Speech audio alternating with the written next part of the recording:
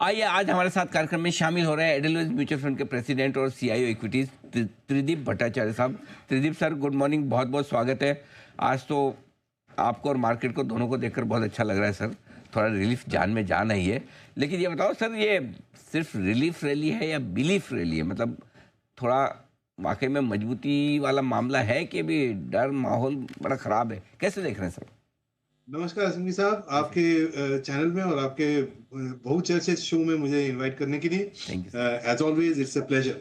Thank you. मेरे ख्याल में ना ये बिलीफ है ना ये रिलीफ है, ये होप रैली है। और ये होप रैली इसलिए दो कॉन्टेक्स्ट में आपके सामने रखना चाहूंगा। ऑब्वियसली जो कंट्रोवर्सी है अभी मार्केट के सामने वो है ट्रम्प टैरिफ्स। और ये ट्रम्प टैरिफ्स के बारे में थोड़ा सा दो कॉन्टेक्स्ट प्रोवाइड करना चाहूंगा। एक है इसमें डील रिलेटेड पोजीशनिंग। वो अमेरिका अपने लिए अपने पार्टनर देशों के साथ एक बेस्ट डील नेगोशिएट करने की कोशिश कर रहा है अमेरिका के फेवर। जब तक कहानी ये इस नेगोशिएशन टेबल पे रहे तब तक ठीक, लेकिन अगर बात इससे बढ़ करके नेशंस के ईगो पे आ जाए या फिर मान लीजिए एक दूसरे को ट्रेड वॉर, जिसको हम कहते हैं ग्लोबल ट्रेड वॉर का एक उत्थान हो, वो सिचुएशन जो है बहुत ही विनाशकारी होगा इक्विटी मार्केट्स के लिए। तो इसलिए मेरे ख्याल में आज की जो आपको रैली दिख रही है वो थोड़ी बहुत होप रैली इस बात की है कि ये नेगोशिएशन ये ग्लोबल ट्रेड वॉर की तरफ शायद पूरी हद तक ना जाए। क्योंकि नेगोशिएशन में होगा ये कि सबसे आप एक हार्ड स्टैंस लेते हैं, फिर आप कंट्रीज के साथ नेगोशिएट करके एक इंटरमीडिएट सोल्यूशन निकाल के आगे बढ़ते हैं, और मार्केट का अभी अजम्पशन वो है। लेकिन अगर आप इसको ग्लोबल ट्रेड वॉर कॉन्टेक्स्ट में देखें तो इसके पहले पिछले 100-150 सालों में 3 बार ऐसा हुआ है। एक हुआ यूएस में 1930, जो कि ग्रेट डिप्रेशन के नाम से जाना जाता है, और उसके पहले हुआ 1828। इन तीनों सूरतों में और दो पहले इंस्टेंसेस में मार्केट्स का इंपैक्ट ग्लोबल ट्रेड वॉर के चलते अगर आप देखें काफी नेगेटिव रहा। सो मैं उम्मीद करूंगा कि ये नेगोशिएशन स्टेज है, ये सेकंड वाला जो स्टेज है जो कि ग्लोबल ट्रेड वॉर की तरफ ना जाए। और मार्केट आज इस तरीके से इंगित कर रहा है, बट इसका जो मेरे ख्याल से अल्टीमेटली रिजल्ट होगा ये 9 अप्रैल जो कल है, वो मालूम पड़ेगा कि ये कितने हद तक नेगोशिएशन है वर्सेस एक ग्लोबल ट्रेड वॉर की तरफ प्रोग्रेस। कि बिल्कुल ये बात ठीक है कि कल पता चलेगा कि 10% का जो टैरिफ लगाने के बाद जो 5 तारीख से लगाया, अब बाकी बचा हुआ कल से लागू होगा। अभी तक तो कहीं कोई नेगोशिएशन के आसार दिख नहीं रहे। भारतीय बाजार इस बीच कमज़ोर तो कम हो रहे हैं ग्लोबल मार्केट्स के मुकाबले में, वजह बताएं सर। और क्या ये ट्रेंड बना रहेगा कि भले ही अमेरिका मंदी में चला जाए या टैरिफ और भी बढ़ जाए तो हमारी सिचुएशन कम खराब होगी? ये कॉन्फिडेंस रख सकते हैं? अनिल साहब, बहुत गहन सवाल पूछा है। इसका एक थोड़ा सा लंबा उत्तर दूंगा। वो ये है कि देखिए, जो वर्ल्ड ऑर्डर है ये थोड़ा चेंज होता नजर आ रहा है। आज से पिछले 40-50 साल का अगर आप वर्ल्ड ऑर्डर देखें तो पारस्परिक ट्रेड का एक माहौल बना था। ग्लोबल मर्चेंटलिज्म जिसको कहते हैं वो काफी बढ़ा हुआ था, और इंपोर्ट एक्सपोर्ट के आधार काफी स्ट्रांग थे। लेकिन जिस तरफ हम जा रहे हैं, जिस तरफ अगर मान लीजिए थोड़े भी अगर टैरिफ, जैसे आपने कहा कि 10% टैरिफ तो लग गए हैं, अभी बड़े वाले आने बाकी हैं, तो कुछ हद तक टैरिफ वर्ल्ड के अंदर में थोड़ा थोड़ा सा उसके अंदर हम ऑलरेडी प्रोग्रेस कर चुके हैं।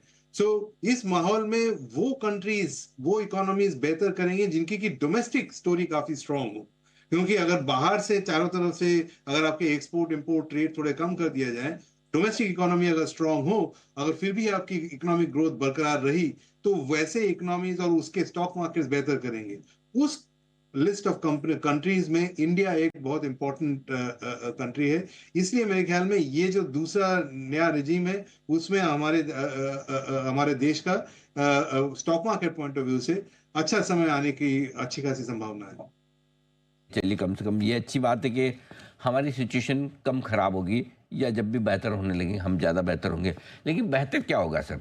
अब एक तरफ वो सारे सेक्टर्स हैं जिनका ग्लोबल बिजनेस से कुछ ना कुछ डायरेक्टली इनडायरेक्टली लेना देना है, दूसरी तरफ हमारे अपने भारत के बिजनेस से जुड़े हुए, हमारी इकोनॉमी से जुड़े हुए। कहाँ फोकस करना चाहिए निवेशकों को?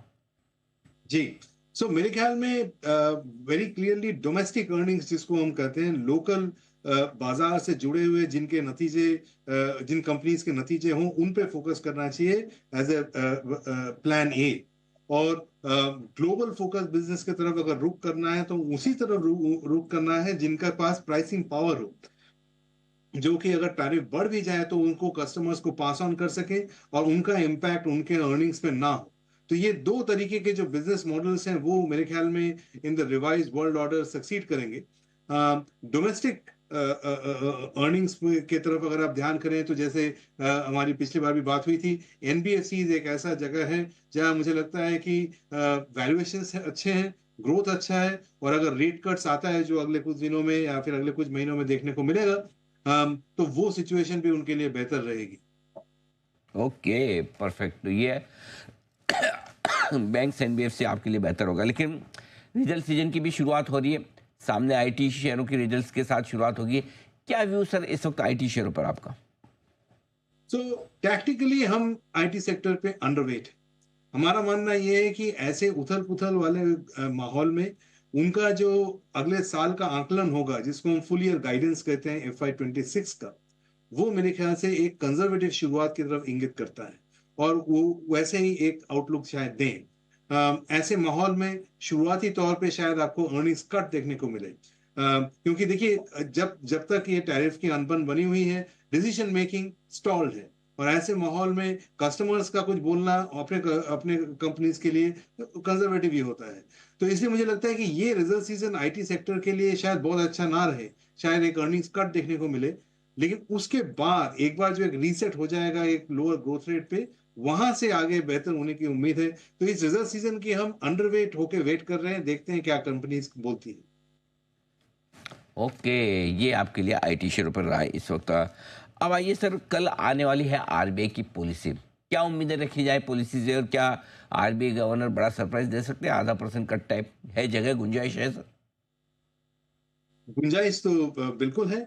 और मेरे ख्याल में इसको थोड़ा अगर बड़े कॉन्टेक्स्ट में देखें ना, तो ये साल में, पिछले साल अगर आप देखें तो रेगुलेशन फाइनेंशियल सर्विसेज के कॉन्टेक्स्ट में काफी स्ट्रिक्ट था। ये साल ऐसा समझ में आ रहा है कि चाहे वो आरबीआई हो या अदर रेगुलेटर्स हो, अदर इंडस्ट्री रेगुलेटर्स हो, सबका जो थोड़ा सा रुख है वो बिजनेस ओरिएंटेड होने की तरफ है। तो इसलिए उस कॉन्टेक्स्ट में मुझे लगता है कि बिजनेस और इकोनॉमिक ग्रोथ को बढ़ावा देने के लिए कल का एक कट आने के फेवर में मैं हूं। और अगर ऐसा आएगा तो मार्केट को एक पॉजिटिव की तरफ से देखेंगे।